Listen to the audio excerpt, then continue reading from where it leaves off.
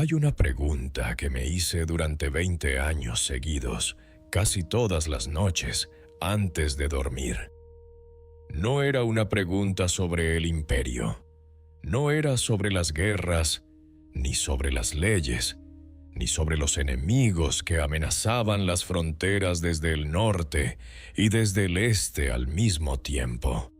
Era algo más pequeño y más difícil que todo eso. ¿Fui hoy el hombre que quería ser? La mayoría de las noches, la respuesta era no, o no del todo. O en algunas cosas sí y en otras fallé. Y lo que aprendí a lo largo de años de hacerme esa pregunta es que la distancia entre quién quieres ser y quién eres en realidad no se cierra con buenas intenciones, se cierra con trabajo. Con un tipo de trabajo que no tiene aplausos, que no tiene testigos, que muchas veces no tiene resultados visibles. Se cierra con filosofía practicada, no leída. Esa distinción importa más de lo que parece. La mayoría de las personas que llegan al estoicismo lo hacen buscando una fórmula, una serie de pasos que, si se siguen correctamente, producen serenidad. Un método, una técnica, algo que puedas aplicar como se aplica un parche sobre una herida. Pero el estoicismo no es una técnica, es un entrenamiento. Y como todo entrenamiento real, sus efectos no se ven en el primer día ni en la primera semana.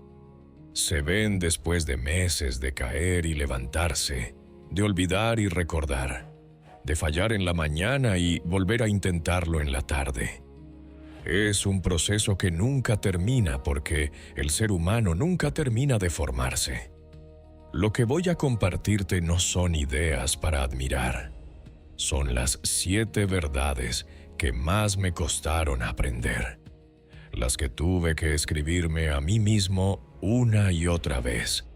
En campamentos fangosos y en palacios ruidosos y en noches donde el mundo parecía demasiado pesado para seguir cargándolo. Las que me salvaron el carácter cuando todo lo demás amenazaba con destruirlo. No te las doy para que las colecciones, te las doy para que las uses. Lección 1.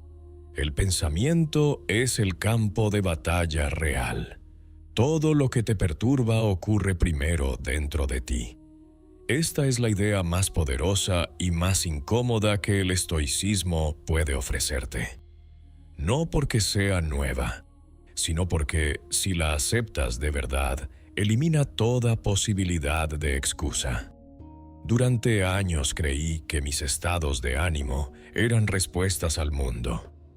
Que si estaba irritado era porque alguien había fallado, o porque las circunstancias se habían torcido, o porque las personas a mi alrededor tomaban decisiones que me parecían incomprensibles.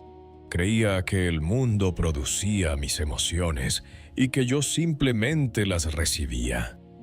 Fue Epicteto quien me curó de esa ilusión. Epicteto que fue esclavo, que no tenía nada, que su amo una vez le retorció la pierna para probar si gritaba, y él simplemente dijo: «Si sigues haciendo eso, vas a romperla». Y cuando se la rompió, añadió sin ira: «¿Lo ves? Te lo dije». No porque no sintiera el dolor, sino porque había aprendido algo que la mayoría de los hombres libres nunca aprende: que entre lo que ocurre y lo que tú haces con ello existe un espacio. Y ese espacio eres tú. Lo que me hieren no son las cosas, son las opiniones que tengo sobre las cosas. Escríbelo en algún lugar donde lo veas. Piensa en la última vez que algo te enfureció. Alguien no te respondió. Te ignoraron, te menospreciaron, te traicionaron. ¿Qué fue lo que realmente dolió? ¿El hecho en sí o el juicio que formulaste sobre ese hecho, o el significado que le atribuiste, o el relato que construiste alrededor. Porque el hecho es solo un hecho, es neutro, es una cosa que ocurrió en el tiempo y en el espacio. Lo que lo convierte en herida, en humillación, en catástrofe, lo pones tú. Esto no significa que no debas sentir. El estoicismo no es anestesia, es precisión. Es la diferencia entre ser arrastrado por una corriente y nadar en ella con dirección. Sentía la rabia cuando alguien traicionaba mi confianza. Sentía el agotamiento acumulado de años de responsabilidad sin descanso real. Sentía el peso particular de esa soledad que solo conocen los que están rodeados de personas, pero no pueden confiar en ninguna completamente. Sentía todo eso, pero aprendí a no dejar que esos sentimientos gobernaran mis actos, y para lograrlo tuve que empezar por el principio, por el pensamiento, porque el pensamiento viene antes del sentimiento, aunque no lo parezca, porque la mente interpreta antes de que el cuerpo reaccione, y si puedes intervenir en la interpretación, puedes cambiar la reacción. Cuando algo te perturbe, antes de actuar, hazte esta pregunta. ¿Lo que estoy pensando sobre esta situación es verdad objetiva o es una historia que me estoy contando? La mayoría de las veces es una historia, y las historias pueden reescribirse. Tu mente es el campo de batalla. Si no la gobiernas tú, la gobernará cualquier cosa que se cruce en tu camino. Y el campo de batalla no descansa. Cada día comienza de nuevo. Cada mañana es una nueva oportunidad de perder el control de tu mente o de reclamarlo. No existe un nivel de práctica en el que esto deje de ser cierto, pero sí existe un nivel en el que el esfuerzo se vuelve más natural, más rápido, menos costoso. Ese nivel no se alcanza leyendo, se alcanza eligiendo, una y otra vez, no dejarse arrastrar. Lección 2. Actúa bien y luego suéltalo. Existe una trampa sutil en la que caen incluso las personas con mejores intenciones, y yo caí en ella más veces de las que me gustaría admitir. La trampa es hacer el bien y luego esperar recompensa. No necesariamente dinero o reconocimiento público. A veces algo mucho más pequeño y mucho más corrosivo. Esperar gratitud. Esperar que la persona cambie. Esperar que el esfuerzo que pusiste en algo sea visto, valorado, correspondido. Y cuando eso no ocurre, lo que sientes no es decepción. Es traición.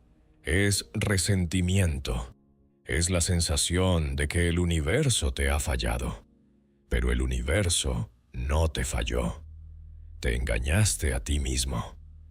Me escribí esto con una dureza que me incomoda releerla incluso hoy. Cuando hagas un bien, no esperes que te paguen con gratitud. El bien tiene su recompensa en sí mismo. Si quieres algo a cambio, no estás haciendo un bien. Estás haciendo un negocio. Esto va más profundo de lo que parece. La razón por la que esperar resultados es una trampa es que los resultados están fuera de tu control. Siempre, absolutamente siempre. Puedes ser el padre más dedicado del mundo y tu hijo puede alejarse. Puedes ser el líder más justo y tu gente puede volverse contra ti. Puedes dar todo lo que tienes a una causa y esa causa puede fracasar. Puedes amar con toda tu capacidad y no ser amado de vuelta. Lo único dentro de tu control es la calidad de tu acción, el estado interior desde el que actúas, la intención con la que te mueves. Eso es tuyo. Solo eso es tuyo. Fui traicionado por personas en las que había confiado profundamente. Fui calumniado por quienes yo había elevado. Hubo hombres que usaron mi confianza como moneda de cambio. Y en cada una de esas ocasiones, la pregunta no era qué habían hecho ellos. La pregunta era qué iba a hacer yo con eso. ¿Iba a dejar que su elección contaminara la mía? Porque eso es lo que ocurre cuando te aferras al resultado.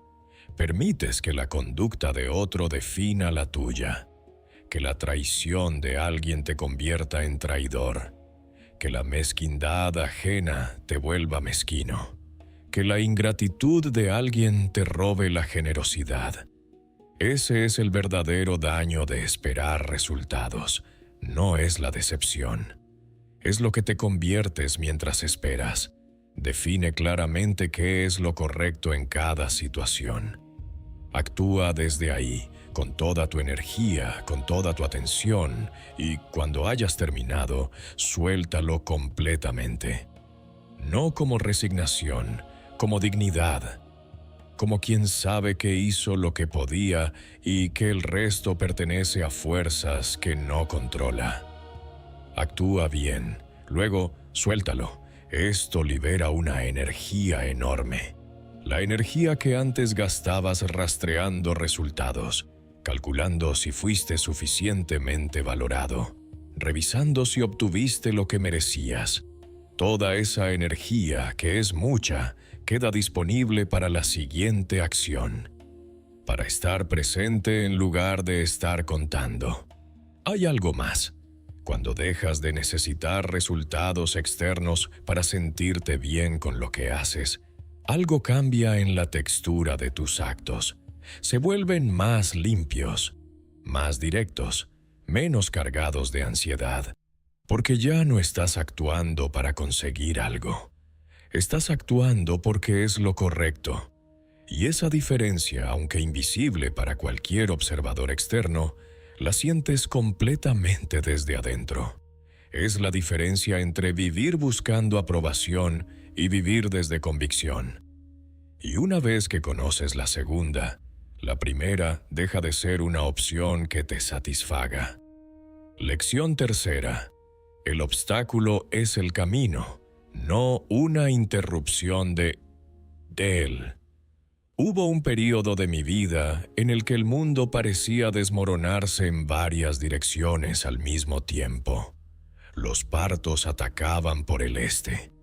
Antes de que pudiéramos responder, una plaga devastadora arrasó las legiones y luego las ciudades. Antes de que la plaga cediera, los marcomanos cruzaron el Danubio desde el norte, algo que no había ocurrido en siglos. Y mientras todo eso ocurría, uno de los generales en los que más confiaba intentó tomar el trono. Todo al mismo tiempo. Yo quería filosofar. Quería enseñar a razonar con claridad, debatir ideas, escribir. En cambio, pasé la mayor parte de mi vida en campamentos militares, con frío, con fango, con enfermedad cerca. Lejos de todo lo que creía que era mi vida. ¿Fue eso un obstáculo para mi vida? ¿O fue mi vida? Esta distinción lo cambia todo. La mayoría de las personas concibe su existencia como un camino recto que debería llevarlos de donde están a donde quieren estar. Los obstáculos son interrupciones de ese camino. Son problemas. Son cosas que no deberían estar ahí. Lo que aprendí a fuerza de años y pérdidas es que los obstáculos no interrumpen el camino. Son el camino. No porque el sufrimiento sea bueno en sí mismo, no porque debas buscar el dolor, sino porque la resistencia que encuentras es exactamente lo que desarrolla lo que más necesitas. El músculo solo crece cuando empujas contra algo que pesa. El carácter solo se forma cuando hay algo que vencer. Lo que se opone a la acción la favorece. Lo que bloquea el camino se convierte en camino. ¿Qué significa esto en términos concretos? Cuando pierdes un trabajo, no solo pierdes un trabajo, ganas claridad sobre qué querías realmente. Ganas la posibilidad de construir algo propio. Ganas resistencia ante el miedo a empezar de nuevo. Si la usas, cuando una relación termina, no solo pierdes a alguien, aprendes los patrones que te llevaron ahí. Desarrollas la capacidad de estar contigo mismo. Si lo usas, cuando tu cuerpo enferma, no solo pierdes salud, aprendes los límites. Descubres quién está contigo cuando no puedes darte nada a ti mismo. Si lo usas, la pregunta no es si el obstáculo es real, es si vas a dejar que te detenga o si vas a extraer de él lo que contiene. Todo obstáculo contiene algo, una lección, una redirección, una fortaleza que aún no sabías que necesitabas. Yo no elegí las guerras, no elegí la plaga, no elegí gobernar, pero cada una de esas cosas que no elegí me formó de maneras que ninguna comodidad habría podido hacerlo. ¿Qué obstáculo estás mirando ahora mismo como un enemigo? ¿Qué podría ser, si cambias el ángulo, exactamente lo que necesitas? Lección 4. El presente es el único lugar donde puedes vivir. Existe una manera de desperdiciar tu vida sin que nadie lo note, sin excesos visibles, sin caídas dramáticas, sin un momento claro de ruptura. Solo una lenta hemorragia de días que transcurren mientras tú no estás del todo en ellos. La forma es vivir en el tiempo equivocado. Vivir en el pasado es vivir en lo que ya terminó. Es rumiar lo que hiciste mal, lo que te hicieron, lo que pudo ser diferente. El pasado no existe más que como memoria. Y la memoria es una construcción, no un registro fiel. No puedes cambiarlo, no puedes habitarlo, solo puedes cargarlo. Vivir en el futuro es vivir en lo que todavía no existe. Es la ansiedad, la planificación compulsiva, el miedo a lo que puede pasar. El futuro es una ficción que construyes ahora. Puedes prepararte para él, pero no puedes habitarlo. Solo puedes perderte el presente mientras lo intentas. Lo que existe es esto. Ahora, este momento exacto. Escribí sobre esto en condiciones que hacen que cualquier distracción moderna parezca trivial. En tiendas de campaña con frío y con muerte cerca, después de enterrar a hijos, mientras el mundo que sostenía se desintegraba en varias direcciones a la vez. Y lo que escribí, una y otra vez, era esto. Tienes solo este momento. No el de antes, no el de después. Perder el presente es perder todo lo que tienes, porque el presente es lo único real que existe. Esto no es un llamado a la impulsividad. No es vivir el momento en el sentido que esa frase ha adquirido. Es algo mucho más austero y más exigente. Es la capacidad de hacer lo que estás haciendo completamente, de estar donde estás completamente, de escuchar a quien te habla completamente, de trabajar sin la mitad de tu mente en otra parte, de descansar sin culpa por no estar trabajando. La presencia total no es pasividad. Es la forma más intensa de actividad posible. Hay una imagen que me ayudó a sostener esto. El océano no puede controlar las olas. no puede impedir que lleguen, pero la profundidad del océano no se ve afectada por las olas en la superficie. Tú eres el océano, no la ola. Las distracciones, los pensamientos que se van al pasado, los miedos que se proyectan al futuro. Esas son las olas. Llegan, se mueven, se van. La profundidad permanece. Tu trabajo no es eliminar las olas. Tu trabajo es conocer la profundidad. Y la profundidad solo se encuentra aquí.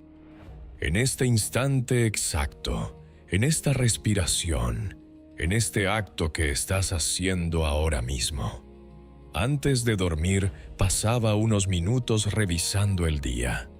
No para juzgarme, para ver si había estado presente, para notar los momentos en que me había ido al pasado o al futuro, y registrar qué los había disparado. Con el tiempo, esa revisión nocturna me volvió más consciente durante el día. No porque me convirtiera en alguien perfectamente presente, sino porque me hice más rápido para notar cuando me había ido, y más capaz de volver. Volver es todo. Lección 5. Recuerda que vas a morir. Esta es la lección que más incomoda, y es precisamente por eso que más se necesita. Los estoicos tenemos la reputación de ser sombríos por esta práctica. Se nos imagina pensando en tumbas y en lo que queda después. Pero eso es una incomprensión completa. El memento mori no es una meditación sobre la muerte, es una meditación sobre la vida, sobre cómo vivirla mientras la tienes. Permíteme preguntarte algo directamente. Si supieras con certeza que te quedan 6 meses de vida, ¿seguirías pasando tanto tiempo en las conversaciones que no significan nada? ¿Seguirías posponiendo lo que realmente importa? ¿Seguirías siendo tan mezquino con las personas que amas? ¿Seguirías dejando sin decir lo que necesita ser dicho? Probablemente no. ¿Por qué? Porque la conciencia de la muerte le devuelve el peso real a las cosas. Obliga a distinguir entre lo urgente y lo importante, entre lo que parece esencial y lo que es esencial de verdad. Perdí hijos, varios, antes de que llegaran a ser adultos. Cada una de esas pérdidas me recordó con una brutalidad que ninguna filosofía puede suavizar del todo, que nada es permanente. Ni las personas que amas, ni el poder que ejerces, ni tú mismo. Y eso, por terrible que sea, tiene un efecto paradójico. Te vuelve más presente, te vuelve más honesto, te vuelve más capaz de ver lo que realmente importa. Séneca lo formuló con una precisión que nunca he podido superar. Perdemos tiempo como si tuviéramos una reserva ilimitada, cuando en realidad la muerte ya está sucediendo. Cada día que pasa no te acerca a la muerte. Es ya parte de ella. No existe el cuando tenga tiempo. No existe el cuando estén dadas las condiciones. No existe el cuando esto termine. El momento es ahora o no existe. Hay una práctica concreta que emerge de esta comprensión. Al despertar, antes de revisar el teléfono o pensar en lo que tienes que hacer, dedica un momento a reconocer que este día podría ser el último. No para aterrorizarte, para agradecerlo, para entrar en él con una claridad que los días dados por sentados raramente tienen. La muerte no es el enemigo de la vida. La inconsciencia sí lo es. Hay algo más que esta práctica revela con el tiempo. Cuando vives con la conciencia de que todo es temporal, incluidas las personas que amas, tu relación con ellas cambia. Las conversaciones triviales se vuelven menos frecuentes porque el tiempo contigo mismo y con los demás deja de parecer infinito. Los conflictos pequeños pierden el peso que antes les dabas, porque en la perspectiva de la finitud, la mayor parte de lo que discutimos no importa en absoluto. Y los momentos de conexión real, esos que normalmente dejas pasar sin registrar porque asumes que habrá más, empiezan a tener un peso diferente. No es melancolía, es claridad. Los estoicos llamaban a esto vivir subespecie a eternitatis, bajo la perspectiva de la eternidad. Mirar cada situación desde una distancia suficiente como para ver su tamaño real. Y su tamaño real, casi siempre, es mucho más pequeño de lo que parece desde adentro de ella. El hombre que recuerda que va a morir no pierde el tiempo en guerras que no importan. Elige sus batallas, elige sus palabras, elige a quién entrega su energía y a quién no. Esa economía del tiempo y de la atención es uno de los regalos más concretos que el Memento Mori produce. Lección 6. El carácter se construye en lo que haces cuando nadie mira. Esta es la lección que más me costó, no porque fuera difícil de entender, sino porque fue difícil de aplicar cuando las tentaciones eran constantes y sutiles. La pregunta que más importa no es ¿quién eres cuando te observan? Eso es actuación.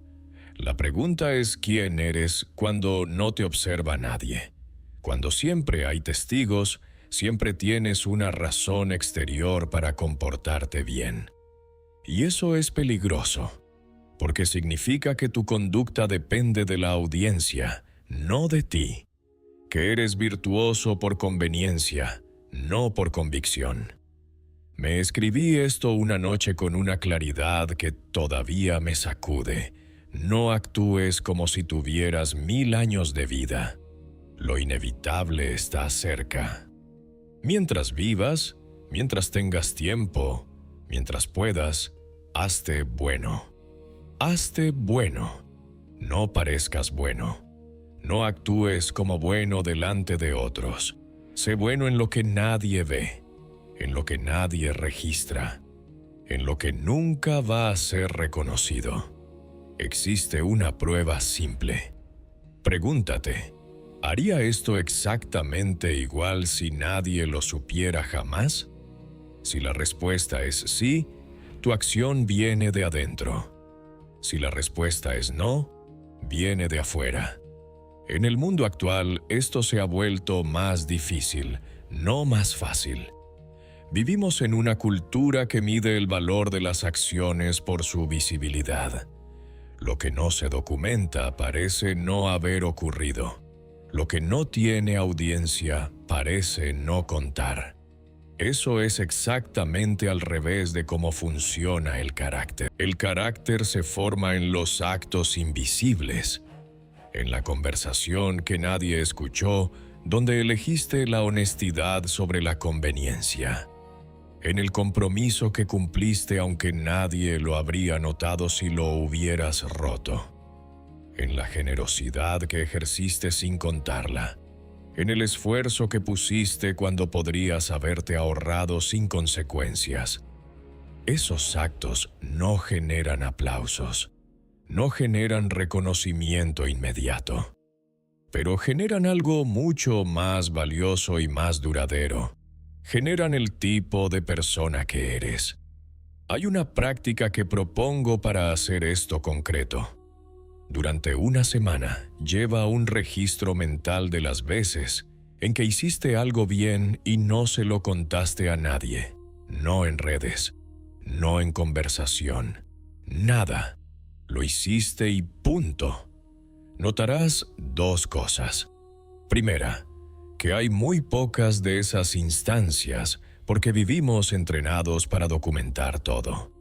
Segunda, que esas pocas instancias silenciosas producen una satisfacción diferente, más limpia, más tuya, no contaminada por la necesidad de aprobación.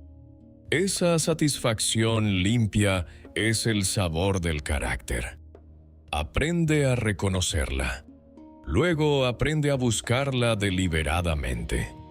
La reputación es lo que los demás piensan que eres. El carácter es lo que eres. Y cuando hay diferencia entre ambos, el carácter siempre gana a largo plazo. Lección 7. La virtud no es una una meta que se alcanza, un camino que se recorre. La última lección es la que integra a todas las demás, y también la más difícil de aceptar para una mente que quiere resultados, conclusiones, arcos que se cierran. No existe un punto de llegada donde puedas decir, ya llegué, ya soy sabio, ya terminé. Había estudiado filosofía durante décadas. Tenía acceso a los mejores maestros de mi época. Había pasado años practicando las disciplinas que el estoicismo enseña.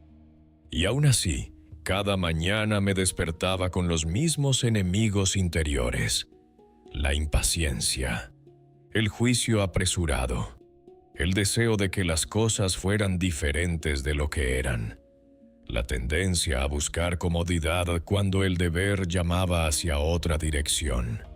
No desaparecieron. Lo que cambió fue mi relación con ellos, mi capacidad de notarlos más rápido, mi velocidad para volver al centro después de perderlo. Epicteto dijo algo que llevo conmigo como se lleva una piedra en el bolsillo, algo que se toca cuando se necesita confirmar que hay suelo. No aspires a que las cosas sucedan como quieres. Desea que sucedan tal como suceden y tendrás paz. No aspires a que las cosas sucedan como quieres. Eso no es rendición. Es una forma de libertad que muy pocos comprenden de verdad. Porque la mayoría del sufrimiento no proviene de lo que ocurre, proviene de la distancia entre lo que ocurre y lo que crees que debería ocurrir. Y esa distancia la creas tú. Es un contrato ficticio con la realidad que la realidad nunca firmó. La virtud estoica consiste en 4 cosas: la sabiduría para distinguir lo que depende de ti de lo que no, el coraje para actuar correctamente aunque sea difícil, la justicia para tratar a cada persona como se merece sin importar lo que te dé a cambio, y la templanza para no ser gobernado por ningún exceso. No son atributos que se consiguen, son hábitos que se practican. Hoy, mañana, pasado mañana. Cada vez que la situación exige que elijas entre lo fácil y lo correcto, entre lo conveniente y lo verdadero, entre actuar desde el miedo o actuar desde el carácter. Escribí mis notas en tiendas de campaña, en el filo entre la civilización y el caos, entre la filosofía que amaba y la guerra que me tocó vivir. Las escribí para no olvidar, para no perderme en el ruido, para recordarme cada noche quién quería ser al día siguiente. Y lo que aprendí en ese proceso es que la grandeza no es un destino, es una dirección. No es un estado que se alcanza, es una serie de elecciones que se hacen una y otra vez en condiciones cada vez diferentes. No eres el mismo hombre ni la misma mujer que eras hace un año. Tampoco serás el mismo en un año más. La pregunta no es si cambiarás. La pregunta es si serás el arquitecto de ese cambio o simplemente el resultado pasivo de lo que te ocurra. El estoicismo no promete una vida sin dolor. No promete éxito, ni reconocimiento, ni que las personas correctas te traten bien. No promete que el mundo sea justo. Promete algo mucho más real y mucho más escaso. Promete que puedes ser un lugar de quietud en medio del caos, que puedes actuar bien aunque nadie lo vea, que puedes perder y seguir siendo íntegro, que puedes llegar al final sabiendo que viviste de cara a lo que creías verdadero. El mundo siempre va a estar en caos. Siempre habrá una plaga, una guerra, una traición, una pérdida, una injusticia.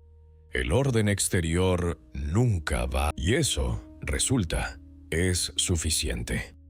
No para controlar el mundo, sino para habitarlo con dignidad, para atravesarlo sin romperte, para llegar al final habiendo sido, en la medida de lo posible, la persona que quisiste ser.